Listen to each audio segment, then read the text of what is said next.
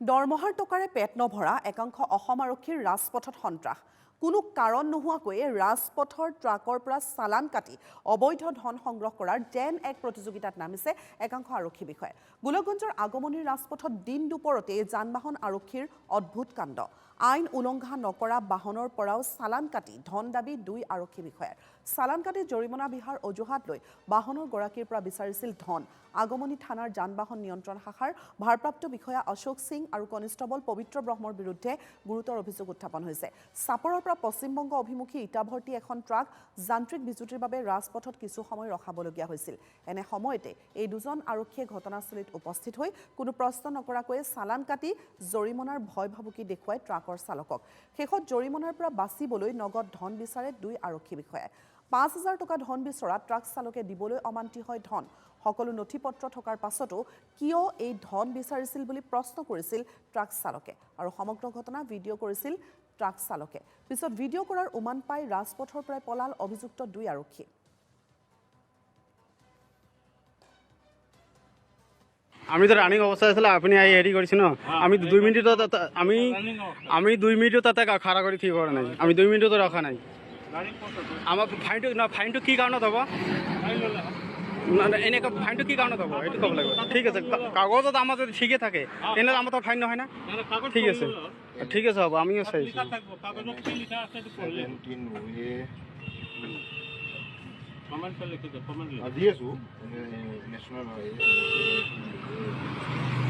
এনে মানুহ ফোন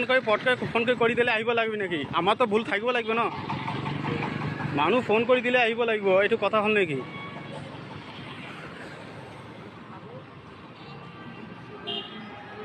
এইখন গাড়ী আমি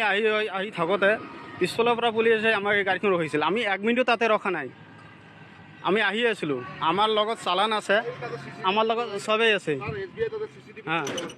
ঠিক আছে আমি 2 মিনিটত ৰখা নাছিলোঁ আমাৰ চবেই ঠিক আছে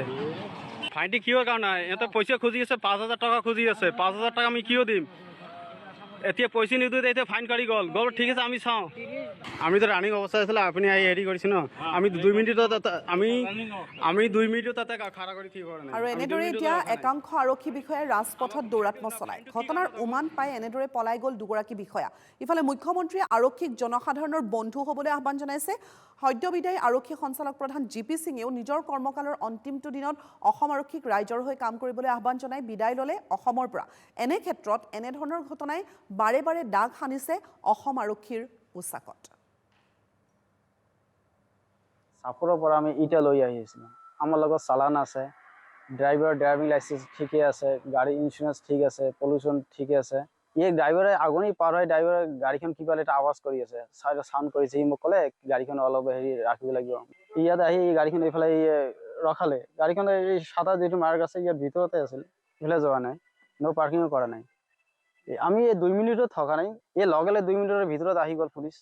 আহি ডাইৰেক্ট আহি ফটো চটো মাৰি আছে তা আমি ক'লো স্যাৰ কি হৈছে